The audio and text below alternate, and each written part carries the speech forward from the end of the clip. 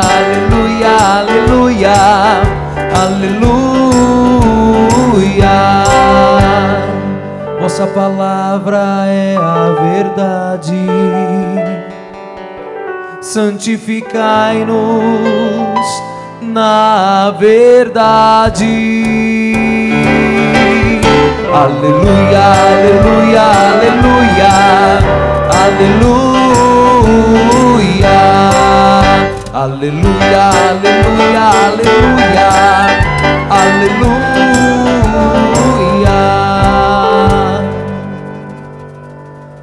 O Senhor esteja convosco. Ele está no meio de nós. Proclamação do Evangelho de Jesus Cristo segundo São João. Glória a vós, Senhor. Naquele tempo, Jesus ergueu os olhos para o céu e rezou, dizendo: Pai Santo, guarda-os em teu nome, o nome que me destes, para que eles sejam um, assim como nós somos um. Quando eu estava com eles, guardava-os em teu nome, o nome que me deste. Eu guardei-os e nenhum deles se perdeu, a não ser o filho da perdição, para se cumprir a Escritura. Agora eu vou para junto de ti, e digo estas coisas estando ainda no mundo, para que eles tenham em si a minha alegria plenamente realizada. Eu lhes dei a tua palavra, mas o mundo os rejeitou, porque não são do mundo, como eu não sou do mundo. Não te peço que os tire do mundo, mas que os guarde do maligno. Eles não são do mundo, como eu não sou do mundo. Consagra-os na verdade, a tua palavra é verdade. Como tu me enviastes ao mundo, assim também eu vos enviei ao mundo. Eu me consagro por eles, a fim de que eles também sejam consagrados na verdade. Palavra da salvação. Glória a vós, Senhor.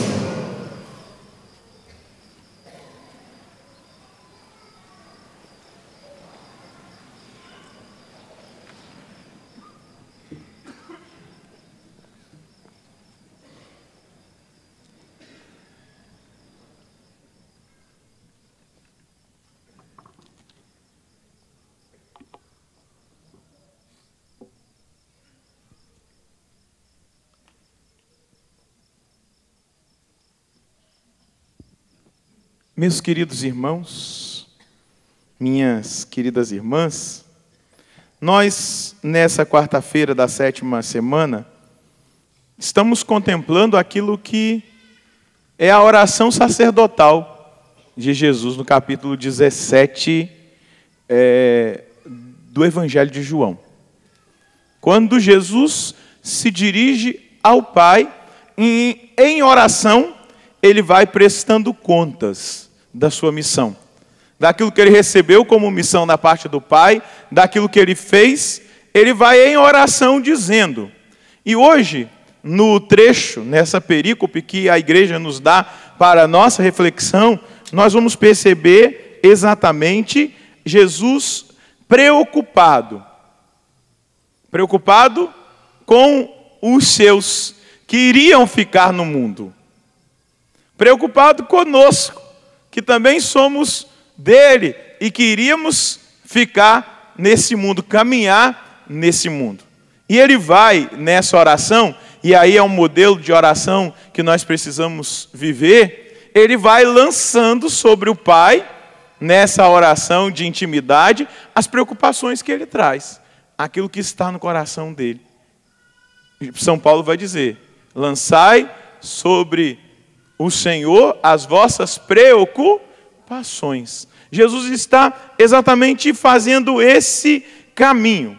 Mas nós percebemos uma solicitude muito grande, uma preocupação muito grande de Jesus com os seus, com as suas ovelhas. Essa preocupação de pastor. Esse pastor zeloso, esse pastor que dá a vida pelas suas ovelhas, esse pastor que cuida das suas ovelhas, esse pastor que quer protegê-las, defendê-las. E agora, ele está apresentando cada uma dessas ovelhas ao Pai. E ele vai dizer: guarda-os em teu nome, o nome que tu me deste. Ele vai suplicar pelos seus discípulos, pelas suas ovelhas, pedindo ao Pai que continue guardando essas ovelhas, continue guardando esses discípulos no nome dele, nesse nome poderoso, nesse nome que está acima de todo nome, como vai dizer o apóstolo Paulo na carta aos Filipenses, no capítulo 2. Diante do nome de Jesus se dobra todo o joelho, no céu, na terra e nos infernos, e toda língua reconheça, confessando para a glória de Deus Pai, que Jesus Cristo é o Senhor. Guarda-os em teu nome, o nome que tu me deste. Eu os guardei e nenhum deles se perdeu. Ele vai testemunhar para o Pai: eu cumpri a missão, o Senhor me deu essas ovelhas, o Senhor me deu esses discípulos, eu os guardei. O único que se perdeu foi o filho da perdição para cumprir as Escrituras. É claro, entenda que João está escrevendo lá pelo ano 90 e 100 depois de Cristo. Jesus morreu no ano 30 e... Como? Quantos anos ele tinha quando ele morreu?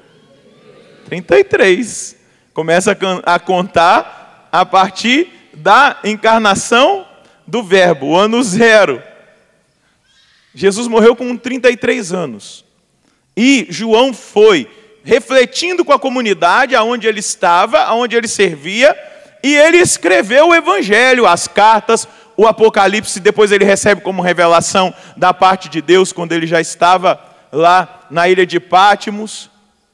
Mas hoje nós estamos vendo Jesus que testemunha para o Pai que ele não perdeu ninguém. E esse testemunhar que ele não perdeu ninguém, ele está aqui dizendo ao Pai, apresentando ao Pai um desejo salvífico, um sentimento salvífico, um desejo, uma realidade de um instinto profundo de salvação, que ele está dizendo ao Pai: eu também não quero que eles se percam depois que eu for, depois que eu ascender aos céus, quando eu voltar para a direita do Senhor, eu não quero que nenhum deles se percam. E é muito bom nós entendermos que ele também estava pensando em nós. Bata no peito e diga: Jesus estava pensando em mim. Quando ele estava orando ao Pai. Porque ele não quer que eu me perca. E eu quero nessa noite assumir essa oração que o próprio Deus, o próprio Jesus fez ao Pai em meu favor. Eu quero assumir esse desejo que Jesus demonstrou ao Pai por mim, que eu não me perca, que eu não me desvie, que eu não saia do rebanho, que eu não me deixe seduzir por nenhuma realidade que possa me desviar do projeto do Pai. Eu quero, Jesus, abraçar essa oração. Eu quero, Jesus, assumir esse desejo salvífico que o Senhor tinha por mim. Eu quero, Senhor, assumir essa solicitude de salvação que o Senhor teve por mim. Amém. E ele vai dizer ao Pai que eles tenham em si a minha alegria plenamente realizada. E ele continua: eu lhes dei a tua palavra, mas o mundo os rejeitou, porque não são do mundo, como eu não sou do mundo. Olha que clareza. O mundo nos rejeita quando nós acolhemos a palavra. O mundo nos rejeita quando nós permitimos que a palavra nos purifique. E é isso exatamente, a palavra nos purifica, a palavra purifica as nossas intenções, a palavra purifica as nossas reações, a palavra purifica as nossas atitudes, a palavra precisa purificar os nossos relacionamentos. Se nós abrirmos verdadeiramente o coração para a palavra de Deus, ela purifica os nossos relacionamentos, as nossas intenções, a maneira que nós lidamos uns com os outros. A palavra traz ao nosso coração compaixão, a palavra não nos deixa indiferentes às pessoas que sofrem, às pessoas que precisam de acolhida, às pessoas que precisam de ajuda, e ajuda também material, a ajuda da partilha daquilo que eu tenho, em excesso que o outro não tem. A palavra precisa nos transformar, a palavra precisa nos alcançar de uma maneira concreta, real, nos purificar, porque, meus irmãos, na nossa condição humana, nós temos manias, nós nos abrimos a defeitos, a vícios, nós permitimos que o mundo muitas vezes nos coordene as nossas atitudes, a nossa maneira de pensar. Mas se nós nos abrimos à palavra, e a palavra é a verdade tem poder de nos libertar, de nos fazer experimentar essa plenitude de alegria que Jesus está dizendo ao Pai. Claro, seremos perseguidos aqui no mundo? Seremos. Seremos perseguidos por causa da palavra? Seremos. Incompreendidos? Seremos. Mas o que nós não queremos, em hipótese alguma, é agradar esse mundo. Mas, na verdade, e ao bem da verdade, o que nós mais precisamos querer é agradar a Deus. Essa palavra precisa nos purificar. Nós precisamos passar a nossa vida pela palavra, por essa palavra que Jesus diz ao Pai que nos ofereceu. Jesus vai dizer: eu lhes dei a tua palavra, mas o mundo os rejeitou, porque eles não são do mundo, e eu não sou do mundo. Diga comigo: eu estou no mundo, mas eu não sou do mundo. Diga mais uma vez: eu estou no mundo, mas eu não sou do mundo. Gente, e Jesus continua: eu não te peço que os tires do mundo, mas que os guarde do maligno. Olha o pedido de Jesus: que os guarde do maligno. Jesus tem plena consciência do ataque do maligno, do ataque do mal, contra as ovelhas, contra os filhos, contra as filhas. Paulo vai dizer na primeira leitura, reunindo os anciãos de Éfeso, ele vai dizer: olha, daqui a pouco eu não vou estar mais no meio de vocês, e virão lobos ferozes, no meio de vós aparecerão lobos ferozes, que tentarão atacar e roubar as ovelhas. Paulo vai dizer, aqui na primeira leitura, ainda aos anciãos: além disso, do vosso próprio meio aparecerão homens com doutrinas perversas, que arrastarão discípulos atrás de si. Por isso, estais sempre atentos. Lembrai-vos que durante 3 anos, dia e noite, com lágrimas, não parei de exortar a cada um de vós em particular. E Paulo está exortando os anciãos que ficaram com a responsabilidade do pastoreio das ovelhas, que eles não perdessem a atenção e a vigilância, porque lobos ferozes se manifestariam. Do meio deles surgiriam pessoas com doutrinas perversas que acabaria arrastando muitas pessoas.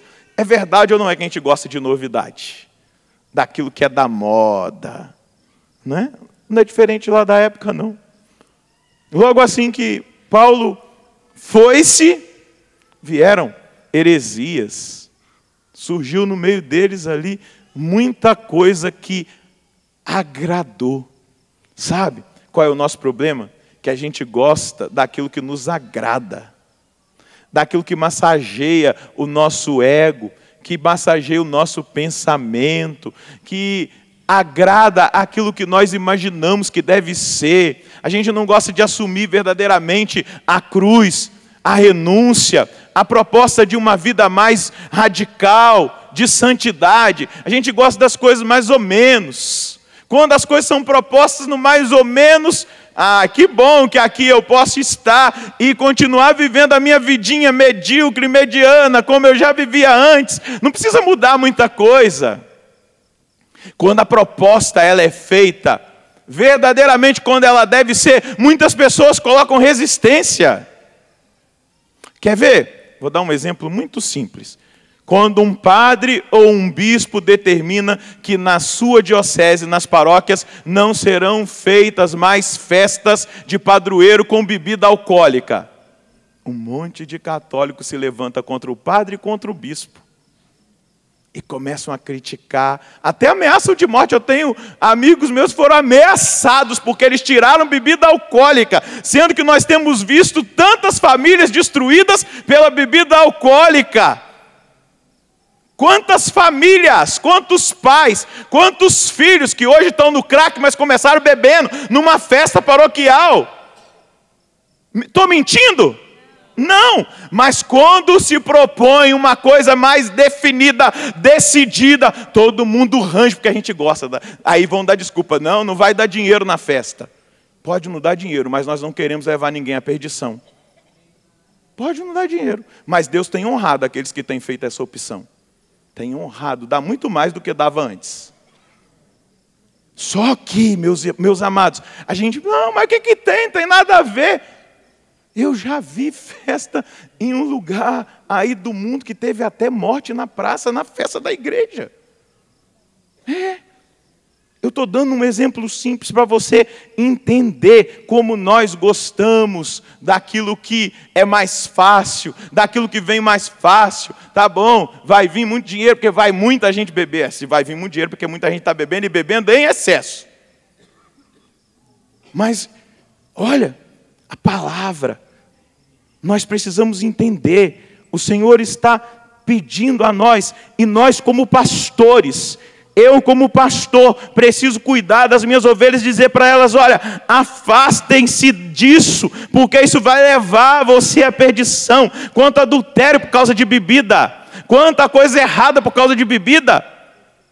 Só estou dando um exemplo, poderia dar outros. Para dizer para você, Paulo está dizendo, cuidem, vigiem, porque virão com propostas, virão com muitas coisas oferecidas, que vai ter muitos discípulos que seguirão. E nós precisamos ser, meus amados, muito firmes, porque Jesus vai dizer, Pai, eu te peço, não os tires do mundo, mas os guarde do maligno. Não os tire do mundo, pois eles têm uma missão. Eu fico pensando Jesus dizendo ao Pai, Pai, o Senhor não precisa tirar os meus discípulos do mundo, eles têm uma missão. A missão vale a pena nós lembrarmos a primeira leitura do domingo. Virá sobre vós o poder do Espírito para serdes minhas testemunhas. Diga para quem está do seu lado, você tem uma missão. Ser testemunha. Diga para quem está do outro lado, você tem uma missão. Ser testemunha. E no envio missionário de Marcos 16, do Evangelho de domingo, Jesus vai dizer, ide pelo mundo inteiro e pregai o Evangelho a toda criatura. Todos nós somos chamados, diga, eu sou chamado, levanta a mão direita e diga, eu sou chamado a pregar o Evangelho a toda criatura. Coloca a mão na pessoa que está do seu lado e diga, você é chamado a pregar o Evangelho a toda criatura. Coloca a mão sobre a pessoa que está do outro lado e diga, você é chamado a pregar o Evangelho a toda criatura. Talvez você diga para mim assim, mas padre, eu sou tímido, se eu souber eu não consigo nem abrir a boca. São João Paulo II vai dizer na Redemptoris Missio, número 42, o homem contemporâneo acredita mais nas testemunhas do que nos mestres, mais na experiência do que na doutrina, mais na vida e nos fatos do que nas teorias. O testemunho de vida cristã é a primeira e insubstituível forma de missão. Você não vai pregar com o microfone, mas você vai pregar com a sua vida. As pessoas vão ver que você é diferente, porque a palavra fez efeito na sua vida. Você dá testemunho daquilo que você ouviu. Você dá testemunho daquilo que você experimentou na missa, na paróquia, no grupo de oração, numa pregação ungida que você ouviu. na sua leitura pessoal da palavra, na sua oração, e você começa a refletir o brilho de Cristo. O brilho de Cristo. Romanos capítulo 8, Paulo vai dizer: toda a criação geme como em dores de parto, esperando a manifestação dos filhos de Deus. A criação espera, as pessoas esperam que nós tenhamos atitudes diferentes, que nós nos comportemos diferente. Ide pelo mundo inteiro e pregai o evangelho a toda criatura. Pregai com a vossa vida, meu irmão. Pregai com a vossa vida, minha irmã. Pregai com o vosso testemunho. O homem contemporâneo, ele aceita mais o testemunho do que a doutrina. Ele aceita mais o testemunho do que o ensinamento dos mestres. Ele aceita mais o exemplo do que qualquer outra teoria. Dê o exemplo de que você é cristão. Não se envolva naquilo que não diz de nós como cristãos, que precisamos estar nesse mundo, sendo aquilo que Jesus vai dizer lá no Sermão da Montanha: vós sois o sal da terra. Se o sal não salgar, ele não serve para esterco. Nossa Senhora, hein? Um cristão que não salga, vou escandalizar alguns aí, está abaixo da merda. Porque para mim esterco é bosta de boi, de cavalo. Se o cristão não salgar, diz o evangelho, ele não serve para esterco. Não serve para esterco. Jesus disse isso. Vós sois a luz do mundo. Se a luz fica escondida debaixo da cama, para que ela serve? Para iluminar alguma coisa? Não. Dá um sorriso luminoso para essa pessoa. Olha, Deus conta com você, rapaz. Você está achando que você é pouca coisa? Dá uma sacudida nesse irmão aí e diga: acorda para a vida, Deus conta com você. Meu irmão, minha irmã, o evangelho só chegou até nós por causa do testemunho de homens e mulheres. Domingo o Papa Francisco canonizou uma freira. Eu já estou encantado com essa. O nome dela é Irmã Miriam de Jesus crucificado. Ela era conhecida como a carismática. Em muitos lugares como o alto-falante do Espírito Santo. Essa mulher, ela se entregou tanto a Deus, ela era uma carmelita, tanto a Deus, ela recebeu dons extraordinários, ela levitava. As irmãs chegavam, via só o chinelo, quando olhava para cima, a freira estava levitando. Tamanha era a intimidade daquela mulher com o Espírito Santo.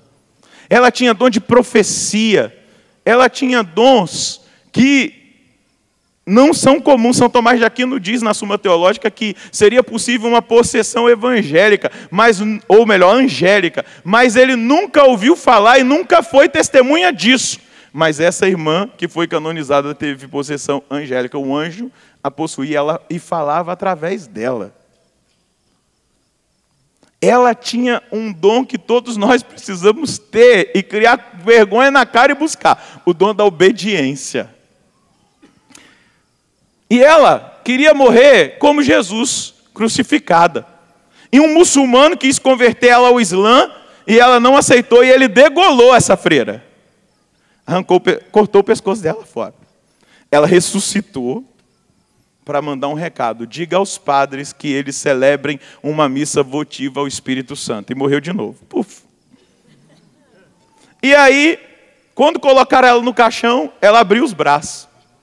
Do jeito que ela não queria morrer com o braço aberto. Aí ela abriu o braço. Aí as freiras iam lá, arrumavam o braço dela. Aí ela abriu o braço de novo. As freiras iam lá, arrumavam o braço dela. Ela abriu o braço de novo. As freiras foram na superior e falaram: não tem jeito não, a irmã Miriam está lá de braço aberto. Como é que nós vamos enterrar de braço aberto? Vamos ter que cortar. E aí a madre superiora chegou diante do caixão e disse assim: irmã Miriam, em nome da santa obediência, volta com os braços para o lugar certo. Aí ela foi velada, sepultada, foi canonizada domingo pelo Papa Francisco. Uma mulher cheia do Espírito Santo. Uma mulher que deixou a palavra ressoar na vida dela, num Carmelo. Hoje, lá no Oriente, os muçulmanos veneram essa santa. Os cristãos veneram, os judeus admiram.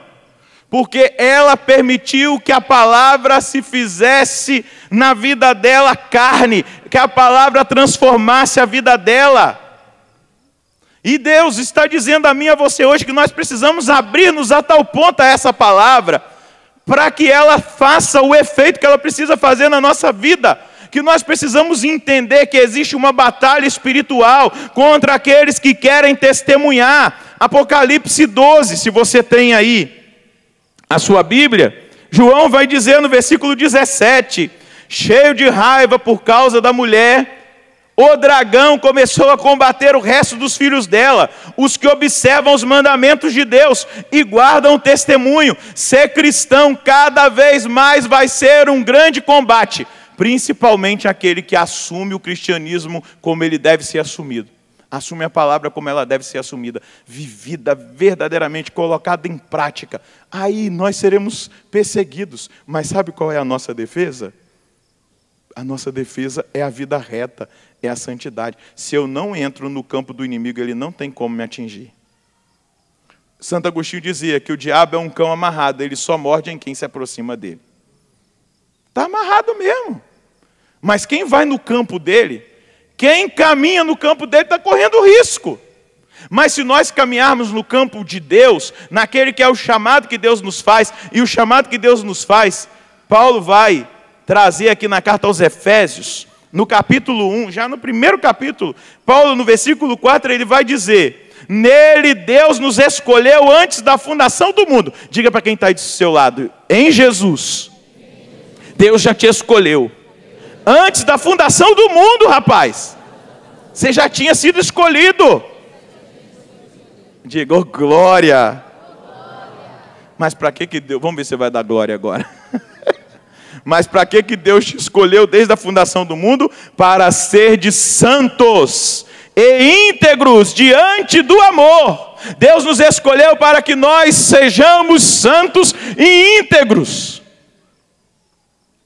A gente começou a nivelar o cristianismo. Eu glorifico a Deus pela ilha de Malta, Padre Salvador, de ter 100% de católicos, porque eu acredito que o catolicismo lá é vivido com autenticidade por aquele povo, com fervor. Nós começamos a nivelar o nosso catolicismo muito embaixo.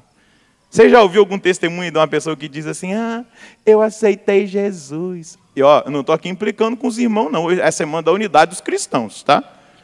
Mas eu aceitei Jesus quando eu era católico, eu bebia. Quando eu era católico, eu fumava maconha. Quando eu era católico, eu assistia filme pornográfico. Quando eu era católico, eu traía minha esposa. Quem disse que a igreja católica ensina isso?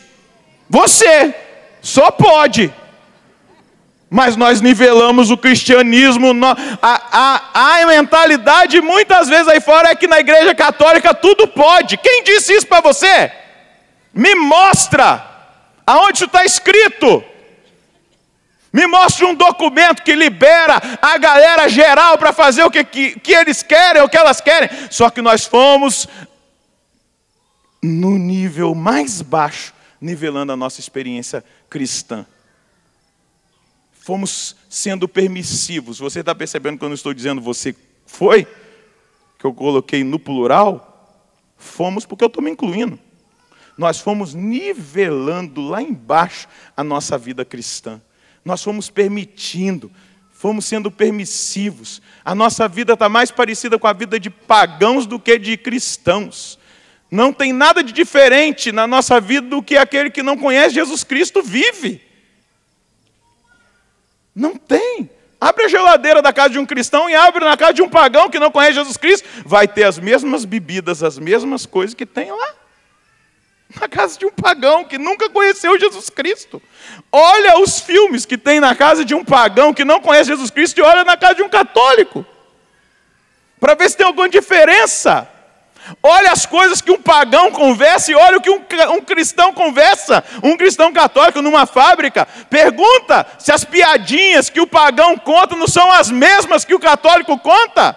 Nós fomos nivelando a nossa vida. Nós vivemos, na verdade, um paganismo disfarçado de catolicismo. E isso nos coloca em risco. Nos coloca no risco que Jesus disse para o Pai. Pai, Proteja-os do maligno. Porque nos coloca no campo de ação do maligno. As mentiras são as mesmas. Conta-se mentira. A corrupção é a mesma. E eu podia dar um monte de exemplos aqui para você. De que nos faz parecer mais com os pagãos do que com os cristãos. Olha como nós temos aceitado ideologias que nos são impostas no tempo atual. Ideologia de gênero.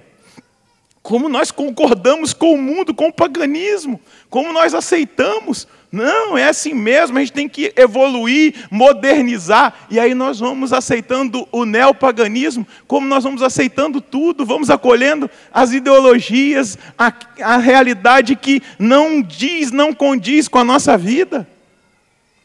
E a gente vai entrando no campo do maligno. Pergunta para quem está do seu lado, você quer nunca ser atingido pelo maligno? Ande de mão dada com Jesus Cristo. Diga para ele, ande de mão dada com Jesus Cristo. Faça o que Jesus faz. Comporte-se como Jesus se comporta. E você vai ver o que Jesus é capaz de fazer na sua vida. O Papa Bento XVI vai dizer assim, o nosso Papa Emérito. Essa realidade a realidade da santidade, diz a nós que nós precisamos estar unidos a Cristo, em viver os seus mistérios, no fazer nossas as suas atitudes, os seus pensamentos, os seus comportamentos. A medida da santidade é dada pela estatura que Cristo alcança em nós, com a qual, com a força do Espírito Santo, modelamos toda a nossa vida na dele. O modelo é Jesus Cristo, é Ele que nós temos que imitar. É a Ele que nós temos que seguir, é como Ele se comporta que nós temos que nos comportar, é como Ele fala que nós temos que falar. Se nós somos cristãos, nós precisamos ser reconhecidos como os discípulos foram lá em Antioquia pela primeira vez chamados de cristãos. Eles se pareciam tanto com o Cristo, eles tinham tanta unção, eles eram tão carismáticos, que eles começaram a ser reconhecidos como cristãos, porque eles se pareciam com Cristo. Será que eu me pareço com Cristo? Eu fico me perguntando todo dia. Uma vez eu ouvi o secretário de José Maria Escrivá, que é o bispo emérito aqui no Brasil, Dom Rafael Orlando Cifuentes. Dom Rafael, eu estava num retiro e ele disse que ele era secretário de José Maria Escrivá. José Maria Escrivá veio fazer uma palestra aqui em São Paulo, e ele se sentou no meio da assembleia, ninguém sabia que ele era o secretário de José Maria Escrivá. José Maria Escrivá é um santo da igreja, fundador do Opus Dei. E, do nada, uma pessoa que estava sentada do lado dele, um rapaz, falou assim, olha, como ele se parece com o nosso Senhor Jesus Cristo. Como ele se parece com Jesus. Mas era a aparência física? Não, era a maneira dele sorrir, dele falar, dele acolher as pessoas. Ele fazia a diferença. Você quer, meu irmão? Você quer, minha irmã, fazer a diferença? Nós precisamos de novo recuperar essa graça de sermos testemunhas, de sermos essas testemunhas que o mundo precisa, que as pessoas precisam. Tem tanta gente se perdendo, tem tanta gente precisando conhecer Jesus, e nós às vezes somos intimidados pelo mundo, somos intimidados pelas promessas que a carne faz, que a moda faz, e muitas vezes nós não testemunhamos aquele que nós precisamos testemunhar. Mas você vai dizer assim, padre, você não tem noção do quanto eu sou fraco. 2, eu também. Mas aquele que é forte age em nós quando nós abrimos o coração. O Espírito Santo age em nós, porque esse é o desejo de Deus, a nossa santificação. Se você disser para Ele, eu quero, eu estou aberto, Eu quero ser consagrado na verdade, que a tua palavra, Pai, é a verdade. Eu me consagro, Jesus vai dizer hoje no Evangelho, eu me consagro por eles. Jesus se consagrou por nós. Mas se eu disser, eu me consagro também, eu vou ver o efeito dessa consagração, dessa entrega na minha vida, no meu dia a dia. Agora, eu posso dizer para você, sozinho você não vai dar conta, nem eu. Pelas minhas forças eu não vou nem até aquela porta. Mas com a graça de Deus, eu consigo responder ao chamado que Ele me faz. Todos os dias, nós precisamos dizer, vem Espírito Santo, vem Espírito Santo, vem transformar, vem me fazer parecer com Jesus, eu quero parecer com Jesus. Talvez você já quis parecer com a Angelina Jolie, cortou o cabelo parecido, queria colocar até botox na boca para ficar aquele bocão. Talvez você já quis parecer com o Brad Pitt ou com o Belfort. Não sei. A única coisa que eu quero é parecer com Jesus Cristo. Ele, sim, se eu me parecer com Ele, eu vou fazer um estrago no meio do mundo. Se você se parecer com Ele, você vai fazer um estrago no meio do mundo. Mas você pode parecer com qualquer artista, qualquer jogador de futebol, cortar o cabelo igual ao do Neymar, não vai mudar nada. Mas se você parecer-se com Jesus Cristo, você vai ver que, em primeiro lugar, o mundinho ao seu redor vai ser transformado. E depois você vai ser agente de transformação em tantos lugares. Segura na mão de quem está do seu lado. Só o Espírito Santo pode nos fazer parecer com Jesus Cristo. Ah, eu queria ser igual José Maria Escrivá. Quando as pessoas olhassem para mim e dissessem, nossa, como ele se parece com Jesus Cristo. Não é para orgulho, não. É por saber que o Espírito Santo está trabalhando na minha vida. Feche os seus olhos por um instante, segura na mão desse irmão e ora comigo assim, Pai, em nome de Jesus, eu quero acolher a sua palavra, porque a sua palavra é a verdade. A verdade que liberta. A verdade que transforma. A verdade que transforma. E provocado por essa palavra, Pai. E provocado por essa palavra, Pai. Palavra encarnada. Palavra encarnada. Palavra proclamada. Palavra proclamada. Seu Filho Jesus Cristo, Pai. Seu Filho Jesus é Cristo. A palavra, é o verbo. É a palavra, é o verbo. E Ele é o meu Senhor. E Ele é o meu Senhor. Foi quando o Senhor olhou para Ele. Foi quando o Senhor olhou para Ele. E o Senhor me criou. E o Senhor me criou. O Senhor me pensou. O Senhor me pensou. Semelhante a Jesus. Semelhante a Jesus. Igual a Jesus. Foi assim que o Senhor me criou. Que o Senhor me criou. A sua imagem e semelhança. A sua imagem e semelhança. Mas o mundo, as coisas dessa terra, tentaram manchar essa imagem. Tentaram manchar essa imagem. O próprio pecado original. O próprio pecado original. E as sequelas dele. E as sequelas depois dele. Que eu fui batizado. Depois que eu fui batizado. Tentou, ó Pai, tentou manchar essa imagem tão linda. Essa imagem tão linda de Jesus em mim. De Jesus em mim. E nessa noite, Pai, eu quero pedir que pela força do Espírito Santo, essa imagem perfeita de Jesus Cristo seja impressa na minha vida. Eu abro agora a minha vida, o meu coração, para a restauração, que o seu Espírito pode fazer na minha vida. Ele é o santificador. Ele é o defensor. Ele está entre a minha pessoa e o inimigo. Se eu caminho com ele, não existe possibilidade do inimigo se aproximar. Mas ele é esse artista que pode devolver a mim essa semelhança, essa imagem, essa beleza que vai atrair os olhos do mundo, que vai convencer as pessoas.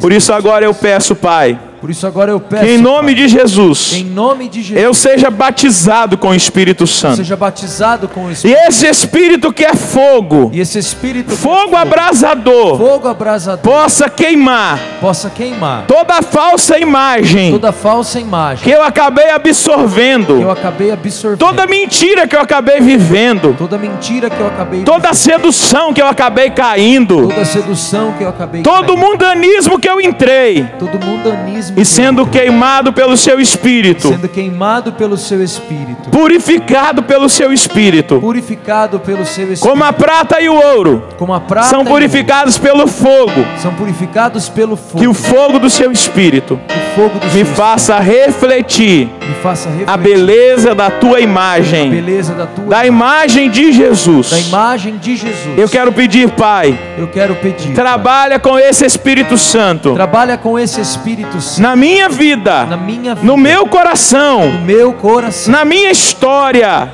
na minha história, para que a partir de agora eu dê uma resposta diferente, eu dê uma resposta diferente, eu seja verdadeiramente eu seja verdadeiro a glória do Senhor a glória do Senhor no meio desse mundo. no meio desse mundo. E ao segurar na mão desse irmão, Eu segurar na mão desse irmão, eu peço que a sua obra eu peço que a sua obra aconteça na vida dele, aconteça na e ele seja verdadeiramente que ele seja verdadeiramente aquilo que o Senhor sempre pensou aquilo que o Senhor sempre para a pensou vida dele. pra vida dele. Que nada impeça Que nada a impeça sua obra a sua de obra acontecer na vida desse irmão. de acontecer na vida desse irmão. Eu peço isso agora, Pai, Eu peço isso agora, Pai, em nome de Jesus. em nome de Jesus.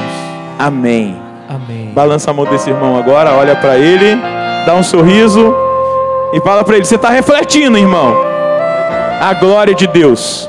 Continua, porque o mundo precisa dessa luz, o mundo precisa desse sal que preserva da corrupção. E você tem salinidade, e você tem essa luz de Cristo em você. Amém. Aplauda esse irmão que está aí do seu lado, pode aplaudir a obra de Jesus na nossa vida, na nossa história, na nossa caminhada. Muito obrigado, Jesus. Diga para ele: muito obrigado, Senhor, Muito obrigado pela obra que nessa noite pela obra que o nessa Senhor noite faz na minha o vida. Senhor faz na minha vida. Amém. Amém. Louvado seja nosso Senhor Jesus Cristo. Para sempre seja louvado.